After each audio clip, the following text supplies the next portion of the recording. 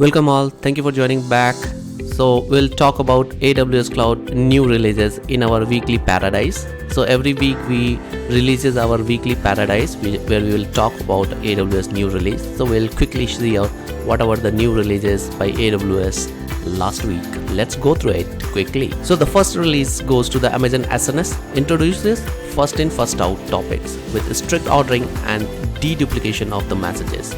So already first in first out is available with the SQS services, as we know all, and this is further integrated with the SNS first in first out. So this feature is leveraging and extending the SNS notification with first in first out, which can be integrated with your SQS. So you can now use SNS FIFO topics in combination with the SQS FIFO queues.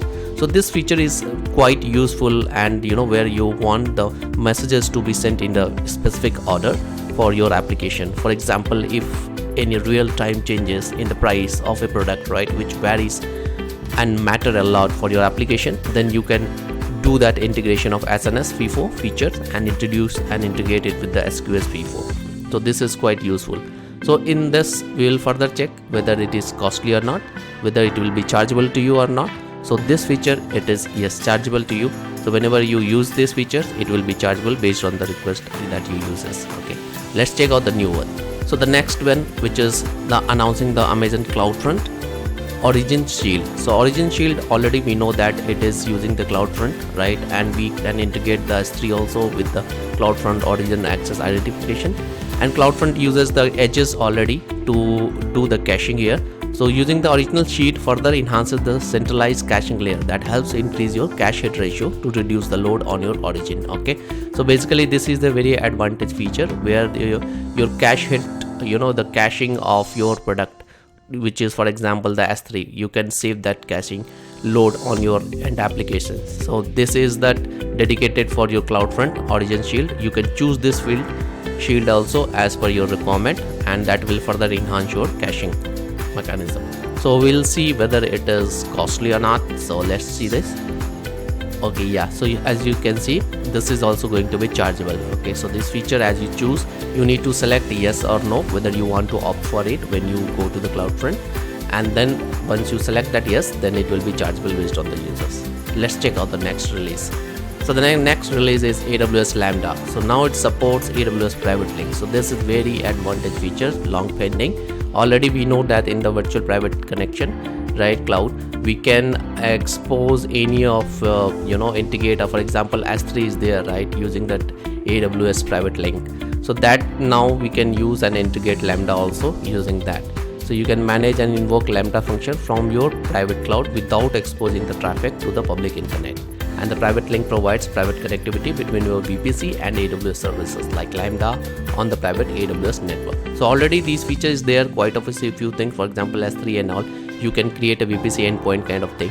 So similarly on the same line, you can use the VPC endpoint kind of feature, which can directly be integrated with your VPC using the private link. You don't need to expose your Lambda over the public. So this is quite useful features. Let's see whether it is chargeable or not. So of course, yes, as you create any VPC endpoint, it will be chargeable. So it is same context. AWS Lambda, as you create a AWS Lambda VPC endpoint, it will be chargeable for you based on the users. Let's check out the next one.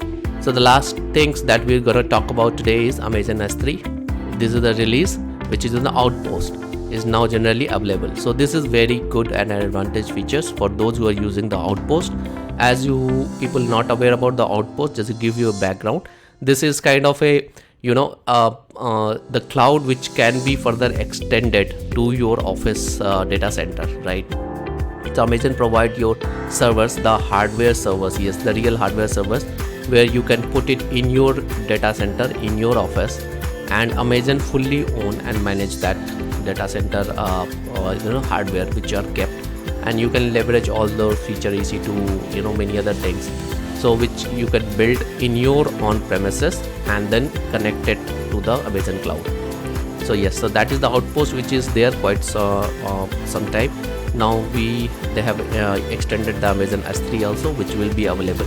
So you can create the S3 in your Outpost environment, and where you can store your storage capacity, because many customers usually claim that they are not able to send data to the cloud due to some limitation of bandwidth or other requirement, right? So now they can leverage the Outpost feature where they can create their own S3, and you can see 48 TB or 96 TB. These are the storage capacity which is available for the Outpost, and create up to 100 buckets on each Outpost. So this is quite useful for those who are leveraging the S3 quite often, and they wanted their application team, database team, production team to use the S3 on the Outpost environment which they are leveraging it. And of course, let's see it is chargeable or not. So again, of course, yes, the S3 Outpost will be chargeable based on the plan that you choose, right? 48 TB or 96 TB, and the storage it will be charged based on the. There is a special class, just to keep you aware, the special class of S3 storage of Outpost is also created for this, so you can choose that class by building that S3 storage tier for that. Okay, so this is all about, guys, our weekly paradise, and this was the 4 things which was released, which we talked about. We'll connect it next week. Thank you for your time. Have a nice day. Bye bye.